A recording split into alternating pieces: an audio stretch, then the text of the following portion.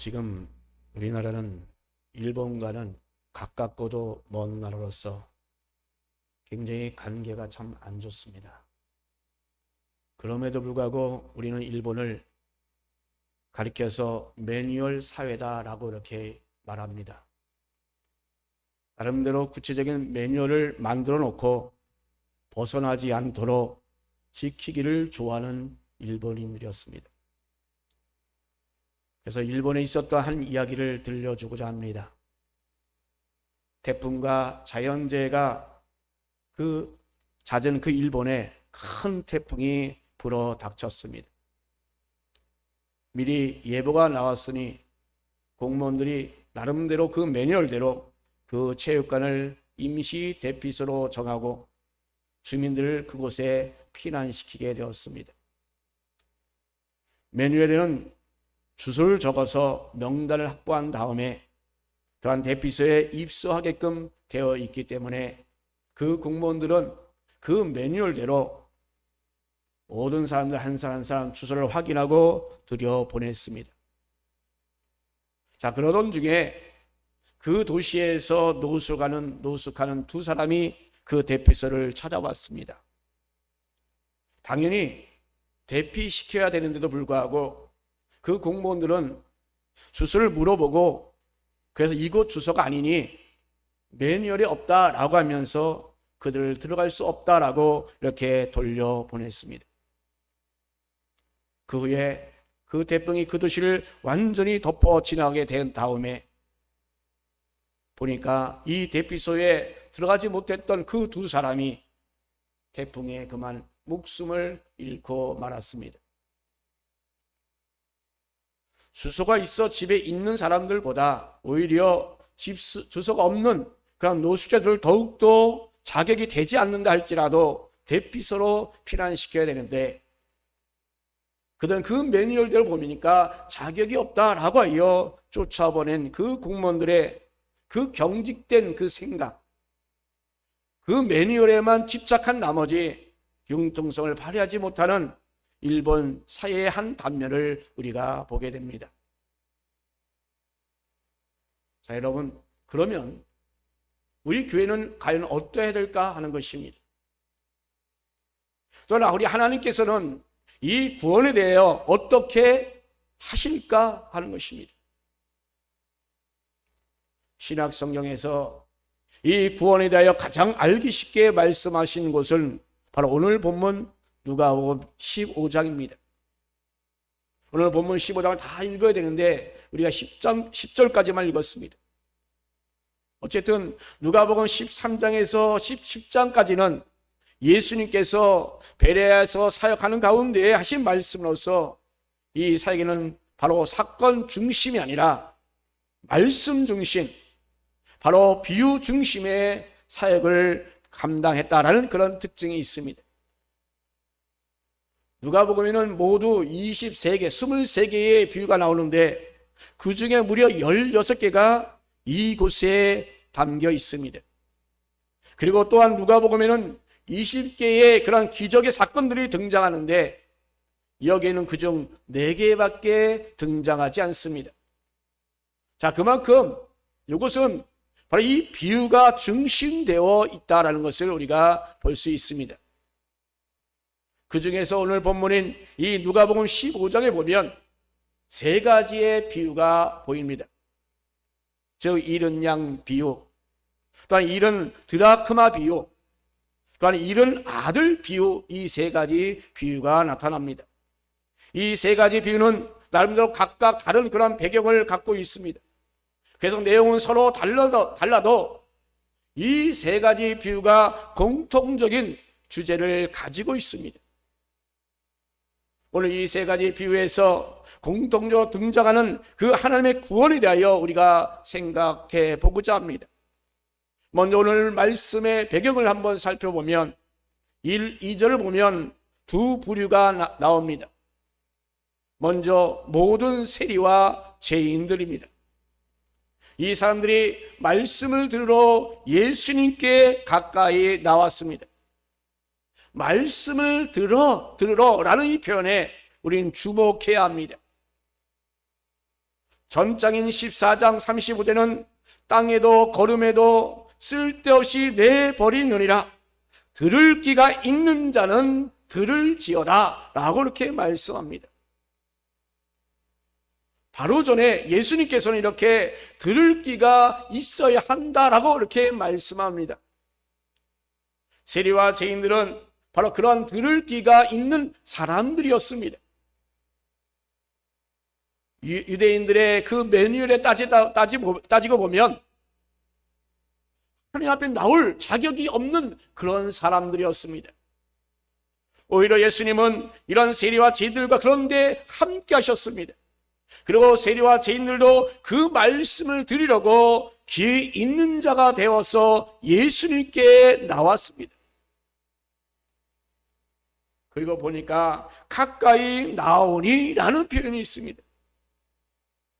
헬라어 성경에는 미완료 시제로서 이것은 바로 한 번이 아니라 계속하여 가까이 바로 예수님 앞으로 다가오는 그 모습을 지금 보여주고 있습니다. 예수님은 나는 이스라엘 집에 잃어버린 양 외에는 다른 데로 보내심을 받지 아니하였노라 라고 이렇게 말씀했습니다. 그렇다면 지금 예수님께서 이 세리와 죄인들을 가까이 하신 것은 바로 이스라엘 집에 그 잃어버린 그 양을 찾기 위하여 이 땅에 오셨기 때문에 바로 예수님이 우리에 들지 않는 그런 어떤 양들이라도 이런 세리와 죄인들이라 할지라도 지금 예수님께 나오게 했던 것입니다. 또한 무리는 바리새인과 서기관들입니다. 이들도 세리와 죄인들과 같이 예수님께 나왔습니다. 그리고 이들도 예수님의 말씀을 들었습니다. 그런데 이 바리새인과 서기관들의 반응은 세리와 죄인들의 반응과는 달랐습니다. 이들은 예수님 앞에서 수근수근거렸습니다. 이거 역시 마찬가지로 미완료 과거형 시대입니다. 즉 계속하여 그들은 수근수근하였다라는 것입니다. 여기서 수근거리다라는 말은 불평을 일삼다, 원망을 그치지 않다, 계속 투덜거리다라는 그런 의미입니다. 바리새인과 서기관들은 예수님을 이해하지 못했습니다. 세리들과 죄인들과 어울리신 그 예수님이 정말 못마땅했습니다. 그들은 귀가 없는 자들이었습니다. 예수님을 따라 다녔다 할지라도 그들 말씀에 귀를 기울이지 않고 그저 불평만 일삼는 자들이었던 것입니다. 죄를 영접한다고 음식을 같이 먹는다고 비난하였던 자들이었습니다. 더 나아가서 이 바리새인과 서기관들은 예수님을 바로 죄인들의 친구라고 조롱하고 본문 2절에 보니까 예수님을 가리켜 뭐라고 말합니까? 이 사람이라고 지칭하며 비난의 강도를 높이고 있습니다.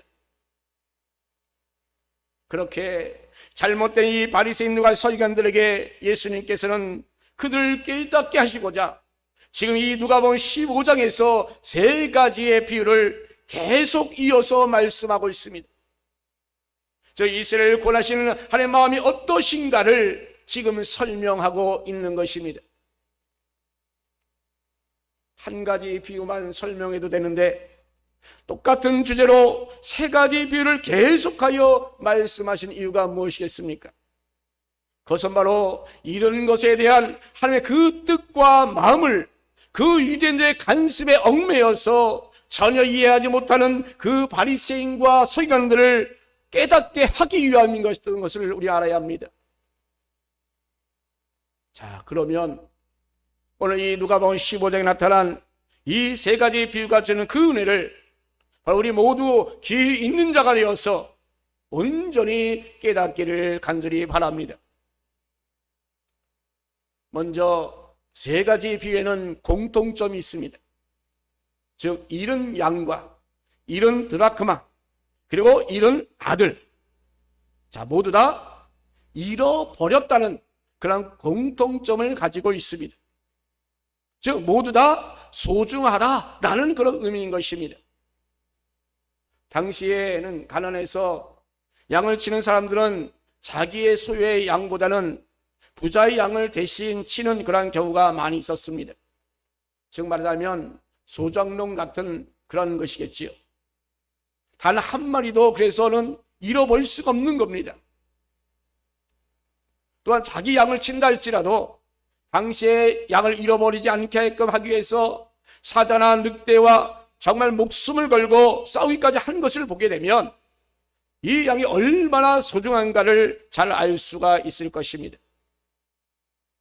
또한 드라크마는 우리가 잘 이해가 되지 않지만 요세푸스의 책을 중심으로서 설명해 보면 이 드라크마는 헬라식 화폐의 이름입니다. 로마식 이름을 보면 데나리온이라는 그런 화폐 이름입니다. 이 드라크마는 남자가 여자와 결혼할 때에 아내에게 주는 사랑의 증표로 10 드라크마를 묶어서 주는 것입니다. 말하자면 한 세트가 되는 것이겠지요. 즉 이것은 은저로 되어 있습니다. 그런데 그 안에는 그 드라크마를 받으면 그 드라크마를 장식용으로 머리에 꽂고 그렇게 생활을 하는 것입니다. 설사 빚이 생겨서 빚을 갚아야 할 때도 이 10 드라크마만큼은 예로 해줄 정도로 여인에게는 바로 이 드라크마는 바로 굉장히 생명 같은 것이고 절대 잃어버려서는 안 되는 아주 소중한 것입니다. 또 다음으로 잃어버린 아들입니다. 여러분, 아버지에게 이 아들은 어떻습니까? 자기 생명만큼이나 소중하지 않겠습니까? 말이 필요 없습니다. 정말 아들은 귀한 것입니다. 또 이 당시에는 더욱더 귀한 것이에요. 20절 보니까 어떻습니까? 아직 거리가 상당히 먼데도 불구하고 아버지는 자신의 아들인 것을 알아보고 시근히 여겨 달려가 가지고 안고 입을 맞춥니다. 바로 이것이 아버지의 마음 아니겠습니까? 자, 이렇게 세 비의 공통점 또 하나는 모두 다 소중하다라는 것입니다. 자, 그런데 이 소중하다는 것을 강조하는 데 있어서 어떻게 강조하니까 점층적으로 점점점 더 강조합니다. 처음에는 잃은 양 비유, 즉 10마리 중 하나입니다. 잃은 드라크마는 10개 중 하나입니다. 자, 이것은 더 소중하다는 것입니다. 그죠? 자, 그런데 잃은 양은 어떻습니까? 잃은 아들은 어떻습니까? 2명 중 하나입니다. 더욱더 소중하다라는 의미인 것입니다. 자, 그런데 여러분, 아들이 둘 중에 하나를 말하는 것이 아닙니다. 이 아들은 바로 나의 전부입니다. 두 사람 중 하나를 잃은 것이 아니라 정말 바꿀 수도 없고 전혀 누구와 견딜 수 없는 단 하나 나의 전부가 되는 것이 바로 아들입니다. 또 하나 공통점이 뭔지 아십니까? 그것은 바로 잘못을 지적하지 않았다라는 것입니다. 100마리 중 바로 양 중에 한 마리가 혼자 떨어졌잖아요. 그 한 마리 양의 잘못된 것을 지적하지 않았습니다. 또 10개로 묶어두었는데 한 개가 떨어져 나갔습니다. 거기에 대해서 불평물만 하지 않았습니다. 지적하지 않았습니다. 아들도 아버지의 말을 듣지 아니하고 아버지 가슴에 상처를 주고 가슴을 하고 이렇게 탕자처럼 아버지를 떠났습니다. 여러분, 이 세비에서 아무도 잘못을 지적하지 않았습니다. 자, 이와 같이 이 세 가지 공통점을 보면서 우리는 무엇을 느낍니까? 어느 하나라도 잃어버릴 수 없다라는 그런 말씀을 주고 있는 것입니다.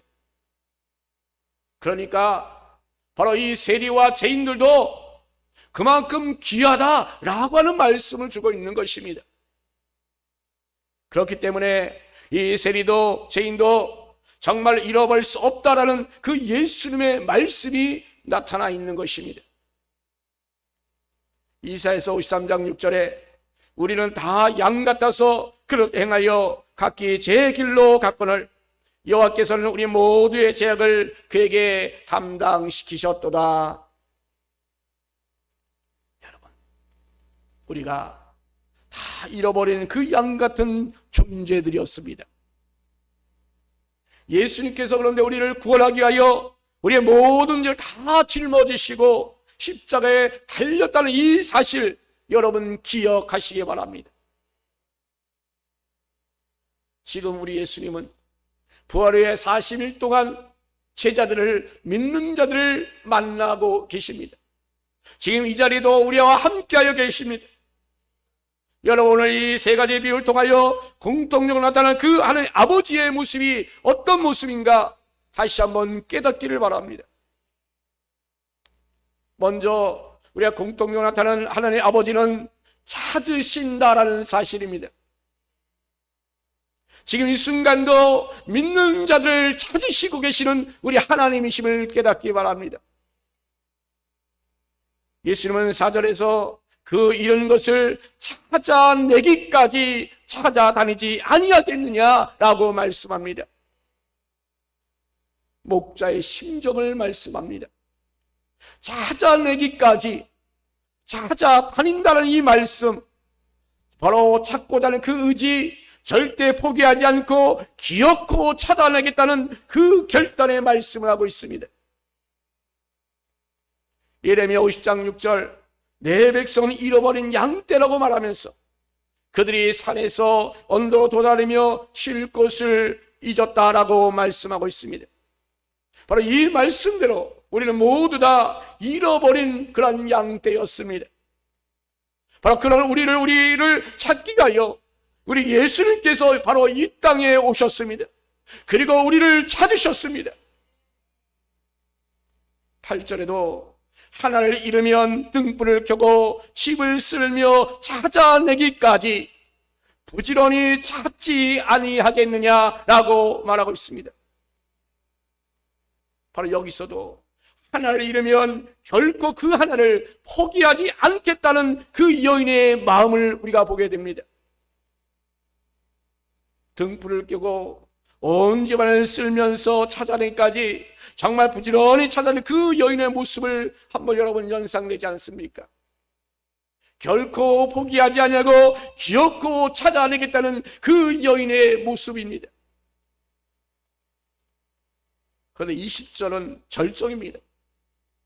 오늘 본문 보지 않았지만 20절에 보면 기다리는 아버지가 나옵니다. 아들이 돌아오기까지 동구 밖까지 나가서 매일 언제 올지 모르는 그 아들을 기다리는 그 아버지의 모습을 한번 생각해 보십시오. 그것은 바로 결코 아들을 포기하지 않겠다는 아버지의 모습인 것입니다. 제가 전 교회 신고했을 때 한 권사님이 계셨습니다. 근데 그 권사님이 정말 안타깝게도 손주가 어린 시절에 집을 나가서 소식이 없습니다. 매일같이 전화를 붙들고 집에서 꼼짝 못하고 하는 그 모습을 보면서 정말 마음이 찌릿찌릿했습니다. 그것이 바로 아버지의 마음이, 그것이 바로 하나님의 마음 아니겠습니까? 여러분, 대구 개구리 소년 이야기 잘 아시지요? 그 실종 사건 여러분 기억나십니까? 언제 일어난 건가요? 기억에도 없습니다. 그죠? 그런데 그 실종된 아들이 혹시나 찾아올까? 이사도 가지 아니하고 또 전화번호도 바뀌지 않고 계속 수십 년을 기다린 그 부모님들의 그 모습을 생각해 보세요. 그 모습에서 하나님의 모습을 볼 수 있지 않겠습니까? 그런데 그렇게 기다리던 한 아이의 아버지가 엊그제 세상을 떠나고 말았습니다. 자기 자녀를 보지 못하고 그냥 떠나간 그 아버지의 모습, 그 아버지의 마음이 어떻겠을까? 제대로 과연 눈을 감았을까? 여러분, 우리 하나님께서는 우리를 찾기 위하여 예수 그리스도를 이 땅에 보내주셨고, 그리고 또한 죄인들을 부르고 지금도 기다리고 계신 것입니다. 어서 나오라고 기다리고 계십니다. 결코 우리 하나님께서는 우리를 절대로 포기하지 않으십니다. 호세아서 11장 8절에 에브라임이여 내가 어찌 너를 놓겠느냐, 이스라엘이여 내가 어찌 너를 버리겠느냐, 내가 어찌 너를 아드마같이 놓겠느냐, 어찌 너를 수보인같이 두겠느냐, 내 마음이 내 속에서 돌이키어 나의 궁일이 온전히 불붙는도다 라고 말합니다. 자신의 그 간절한 심정이 잘 나타나 있습니다. 하나님의 애타는 마음이 잘 기록되어 있는 것입니다. 바로 이렇게 하나님 아버지는 우리를 지금도 애타게 찾고 계신 것입니다. 다음으로 공통적으로 나타나는 하나님 아버지는 잔치를 베풀어 주셨습니다. 6절, 9절, 그리고 23절 한번 보세요. 여러분, 여기서 누가 지금 잔치를 벌이고 있습니까? 바로 그것은 잃은 양을 찾은 목자였습니다. 잃은 드라크마를 찾은 여인이었습니다. 또한 잃은 아들을 찾은 아버지였습니다. 오늘 우리를 찾으신 우리 하나님 아버지께서 오늘 이 주일날 기쁨의 잔치를 벌여 주신 것입니다. 바로 예수님도 세리와 죄인들과 잔치를 하고 있습니다. 예수님께서 십자가를 지금 앞두시고 성막전을 하신 것 또한 잔치를 하신 것입니다. 바로 그때 예수님께서는 몸과 피를 우리들에게 주셨습니다.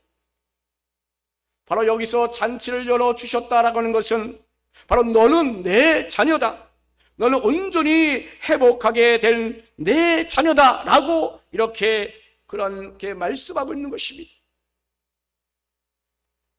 오늘 우리를 찾으신 하나님께서 이렇게 말씀의 잔치, 은혜의 잔치, 성령의 잔치를 베풀어 주십니다. 이 잔치에 우리 모두 함께 참여하시기 바랍니다.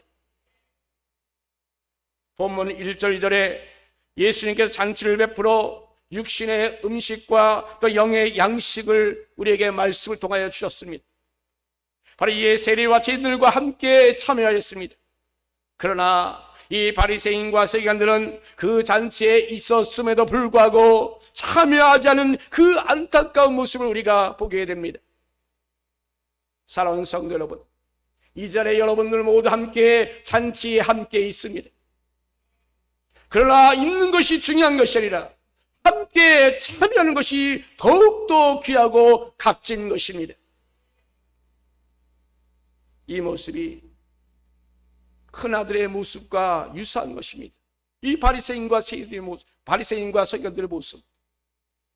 20절 28절에 당신의 동생이 돌아왔음에 당신의 아버지가 건강한 그를 다시 맞아들이게 됨으로 인하여 살찐 송아지를 잡았나이다 하니 그가 노하여 들어가고자 하지 아니하거늘 아버지가 나와서 권한대라고 했습니다.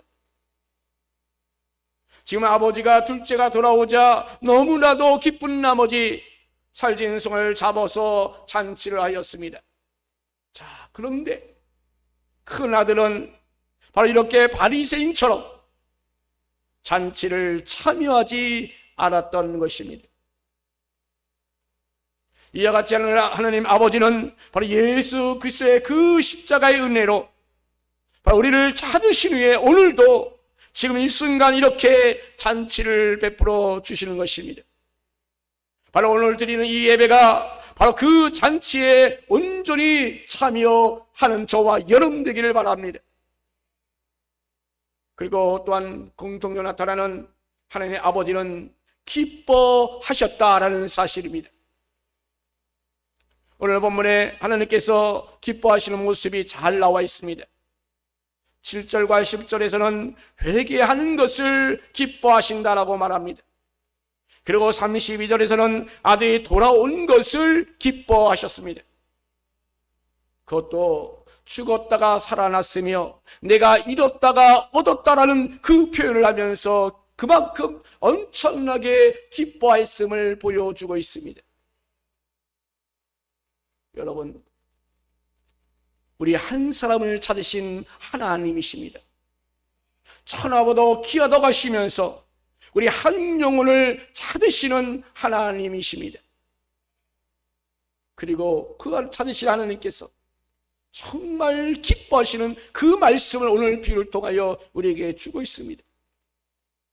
지금 이 순간에도 우리 하나님께서는 우리를 보시고 그 기쁨을 이기지 못할 정도로 크게 기뻐하여 주셨다는 사실을 우리는 분명히 기억하시기 바랍니다. 스바랴 3장 17절에 너희 하나님 여호와가 너희 가운데 계시니 그는 구원을 베푸실 전능자이시라. 그가 너로 말미암아 기쁨을 이기지 못하시며 너를 잠잠히 사랑하시며 너로 말미암아 즐거이 부르며 기뻐하시리라. 아멘. 여러분, 우리 하나님께서는 나로 말미암아 기쁨을 이기지 못할 정도로 기뻐하신다라고 말씀합니다. 이 정도로 우리 하나님께서는 내 영혼을 살리신 것이, 내 영혼이 돌아온 것이 얼마나 기뻐하는지 지금 말씀하고 있습니다. 그런데 그에는 반드시 기뻐하실 이유가 있습니다. 그것은 바로 먼저 회개입니다. 하나님께서 이렇게 회개하는 것을 기뻐하십니다. 지난달 우리의 모습을 보면서 하나님 뜻대로 살겠다고 결단했고 다짐했고 하나님 말씀대로 순종하겠다고 했던 저희들의 모습을 보면서 우리는 지난날을 오늘 이 시가 온전히 회개하시고 하나님께로 나오시기 바랍니다. 예수님께로 나오시기 바랍니다. 우리 하나님께서 그것을 기뻐하십니다. 그것을 가장 기뻐하십니다. 7절에 죄인 한 사람이 회개하면 이라고 했습니다. 10절에 보니까 또 죄인 한 사람이 회개하면 이라고 했습니다. 또한 21절에 보니까 내가 하늘과 아버지께 죄를 지었사오니 라고 그렇게 고백하고 있습니다. 이렇게 우리 하나님께서는 자신이 죄인임을 고백하면서 회개하는 자를 기뻐 받아 주십니다. 하나님 아버지는 바로 이렇게 회개하고 하나님 앞에 나오는 우리 모두를 바로 그 정말 기쁨을 이기지 못하여 정말 엄청 즐거워하신다라고 이렇게 말씀하고 있습니다.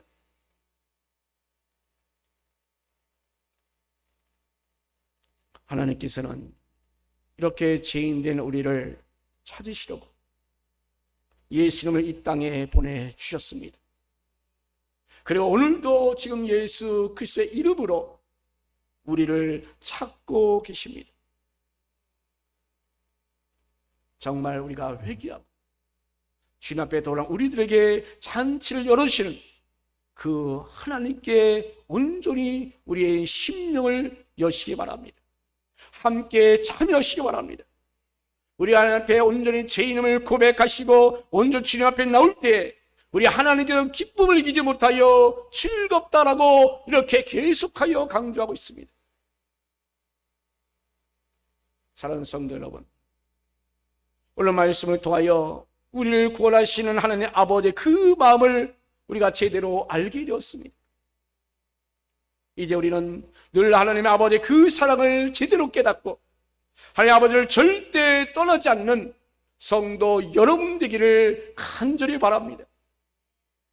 여러분, 온전히 여러분 귀가 있는 자가 되셔서 하나님의 마음을 제대로 알고 늘 주님과 동행하는 그 믿음의 사람 되시기를 예수님의 이름으로